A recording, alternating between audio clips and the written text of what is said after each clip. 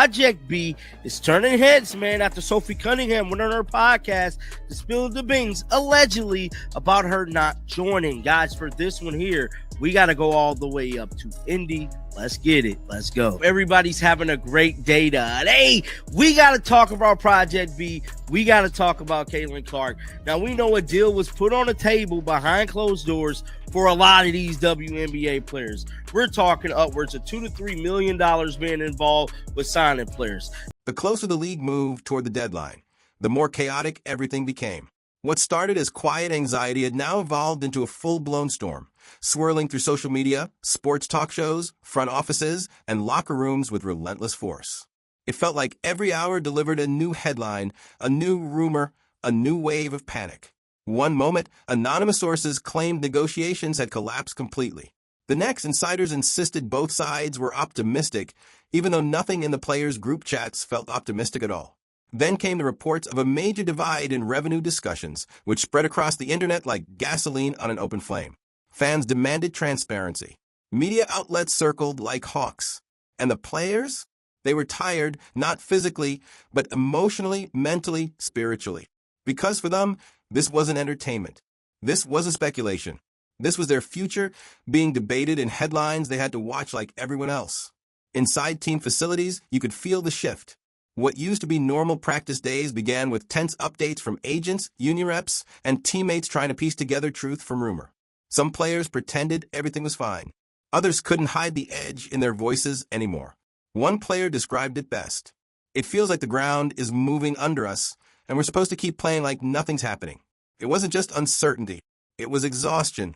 The kind that comes from fighting for the same things again and again, fair conditions, fair pay, fair treatment, only to end up at another crossroads where the league could freely decide their fate. Meanwhile, league executives stayed mostly quiet. Their statements were vague, cautious, polished.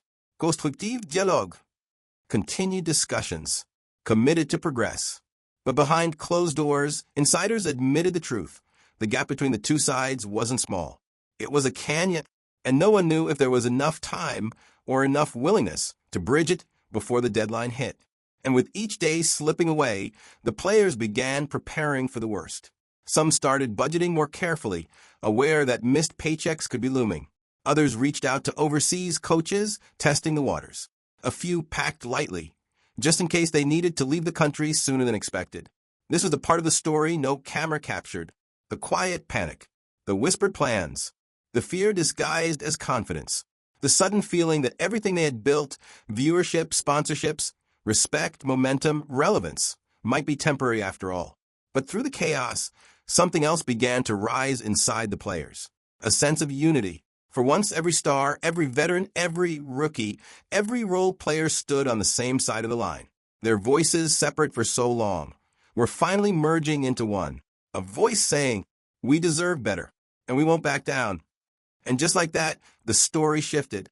No longer a quiet crisis. No longer a whispered fear. This had transformed into a movement, powerful, determined, and ready to fight. We're talking upwards of $2 to $3 million being involved with signing players. Now, we know that this thing is backed by the Saudis. I'm here to tell you, they got endless pockets. And once again, your boy got to let it be known. Your Majesties, if you need anybody to commentate some games, I'm available, dog. Now, I'm here to tell you, a lot of players have signed. Kelsey Mitchell, Sophie Cunningham, and a host of others. Now, those are the only two Indiana Fever players that had signed on the dotted line to join Project B and get that bag. Now, Sophie Cunningham did a podcast, and she pretty much confirmed, for the most part, allegedly, that the sense of urgency surrounding these negotiations wasn't an accident. It didn't come out of nowhere. It was a direct result of one decision, one swift, unflinching refusal that shook the foundation of the league. When the commissioner rejected the proposed CBA deal without hesitation, it wasn't framed as strategy. It wasn't a call for more discussion. It was a statement, a hard line drawn in the sand. And with that single decision, the temperature of the entire league changed instantly. Coaches felt it. Players felt it. Even fans who didn't fully understand the intricacies of labor agreements could sense that something seismic had shifted. Because this wasn't your typical contract disagreement. This was a collapse in trust, right at the moment the league needed unity the most. Across locker rooms, the reaction was immediate. Some players responded with disbelief, others with anger, and a few with quiet resignation. But beneath all those emotions ran one shared thought. If they can reject this so easily, what else are they willing to risk?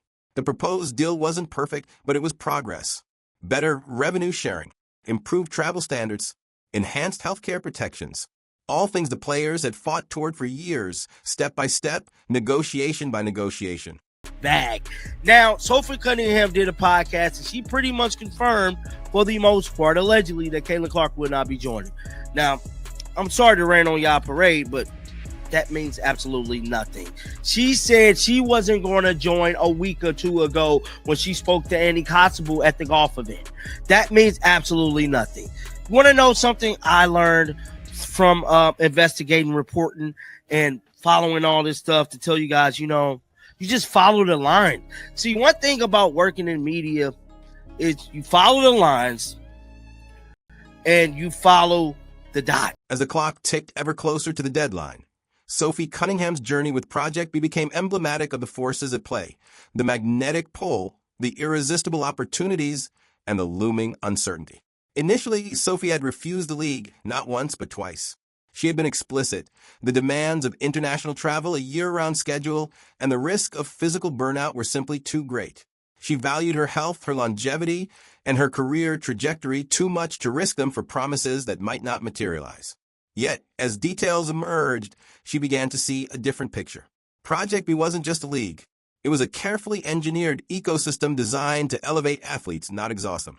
With its seven-market global footprint, the league promised exposure, competition, and brand-building opportunities unlike anything else available.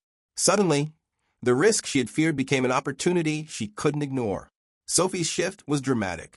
From outright refusal to strategic embrace, it was a masterclass in calculated decision-making.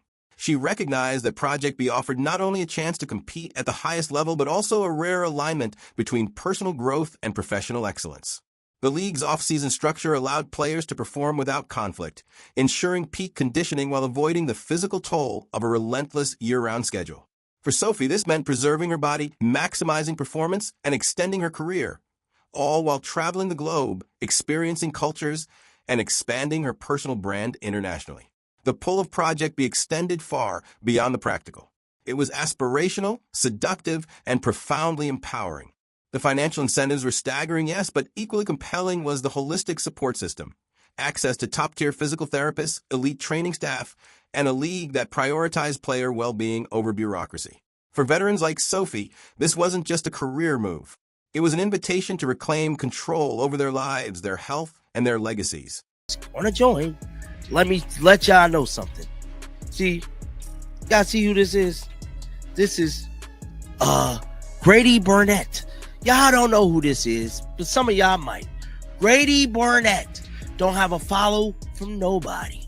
Nobody. He's the co-founder of Project B. He's the man with the plan. Co-founder of Project B. Now, let's see who's Grady's following. He's only following 1,200 people. Let's see who Grady's following. What makes this entire situation even more chaotic is the timing, because this bombshell didn't drop in a vacuum. It landed right after a moment that now looks unbelievably ironic. Just a few short weeks ago, Sophie Cunningham, Caitlin Clark's own Indiana Fever teammate, sat confidently behind a microphone on her podcast and delivered what she framed as the final word on the entire Project B conversation. She didn't hesitate. She didn't stutter. She didn't leave room for interpretation. She said, with absolute certainty, that Caitlin Clark would not be joining Project B. Not now, not later, not under any circumstances. She presented it as fact, not opinion, shutting down rumors with a kind of confidence only someone in the know would have. At the time, it felt convincing. After all, who would know Caitlin's plans better than a teammate? Someone who shares locker rooms, flights, film sessions, the behind-the-scenes conversations fans never hear. Sophie spoke with finality, like she was doing fans a favor by killing the speculation. But today, her words look very, very different. Because now that the digital trail has surfaced, a trail connecting Project B's own leadership to Caitlin Clark's world, Sophie's certainty suddenly feels less like inside knowledge and more like misdirection. Almost scripted, almost intentional. And that's where this story takes a sharp turn. The internet, as always, was paying attention. And the moment Grady Burnett's following list leaked, Sophie's confident statements started aging like milk in the sun. People began replaying her podcast clips, analyzing her tone, her phrasing, even the pauses between her sentences. And once the re-examination started, an uncomfortable pattern emerged. What if Sophie wasn't genuinely shutting down rumors? What if she was strategically redirecting attention? Because consider this, publicly denying Caitlin's involvement keeps the spotlight off her. Keeping the spotlight off her protects negotiations happening behind the scenes. And protecting negotiations benefits Project B, Caitlin, her brand, and anyone tied to her. In hindsight, Sophie's tone wasn't defensive. It was controlled, not hesitant, intentional. She didn't say, I think she won't join. She didn't say, I doubt it. She said it like she was reading from a script designed to keep the world looking the other way. And here's where the contradictions pile up even higher. If Sophie truly believed Caitlin had nothing to do with Project B, why was she speaking with such force? Why was she shutting the door so aggressively? Why didn't she just say she hasn't decided, or it's private? Those would have been safer. Instead, she went nuclear, the strongest denial possible. The question now is why? Why go that far? Because this new leak, revealing direct digital contact between Caitlin's world and Project B's leadership, flips the script completely. Suddenly, the denial looks less like truth and more like a strategic smokescreen. And if this was a smokescreen, then the thing Sophie was trying to hide must have been big. Bigger than anyone suspected. Something worth lying for. Something worth distracting everyone from. And now that the leak is out, that entire strategy is collapsing in real time. Let's see. Caitlin Clark and the Caitlin Clark Foundation. Oh, he's following them. Who else is he following? Is he following Sophie? Oh, he's definitely following Sophie. He's following Sophie. Now, mind you, no one follows him. See, Caitlin's not following him. And Sophie's not following him either. Sophie don't follow him either. I say that to say, if there was one word every player kept repeating behind closed doors, it was this: momentum. The league had finally built it, slowly, painfully, over years of effort, advocacy, and sacrifice. It wasn't handed to them. It wasn't luck. It was earned through record-breaking performances, rising star, compelling storylines, and a fan base that was growing louder, prouder, and more invested than ever before. That momentum was their lifeline, and now it felt like it was hanging by a thread. Players knew that a lockout wouldn't just interrupt their season. It would break the rhythm the league had fought so hard to create. Fans who were finally tuning in consistently could drift away. Sponsors who were beginning to invest might hesitate. Media coverage, which had just started hitting mainstream levels, could shift its attention elsewhere. To the players, that possibility wasn't just disappointing. It was terrifying, because momentum is fragile. And once it slips, it's nearly impossible to get back. Inside training facilities, players continued to show up, pushing themselves through drills, lifting weights, running scrimmages.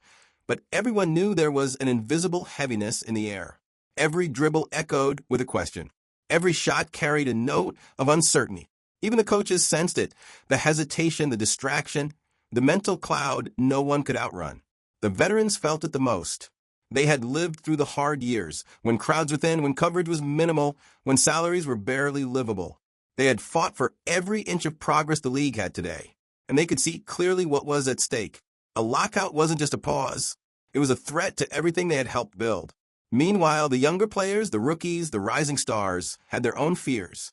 They had tasted the excitement of increased visibility, endorsements, and fan support, and now they were staring at the possibility that their breakthrough moment might be delayed or derailed entirely. Some had just begun building their brands. Some were finally becoming household names. A lockout could erase all of that in an instant. See, Caitlin's not following him. And Sophie's not following him either. Sophie don't follow him either. I say that to say what Sophie is saying means absolutely nothing. Means nothing. Mean nothing. Because like I stated, she stated a week prior that she wasn't going to join Project B. It's a league. So the W season goes from May to October for people who don't know. And this league will go in our off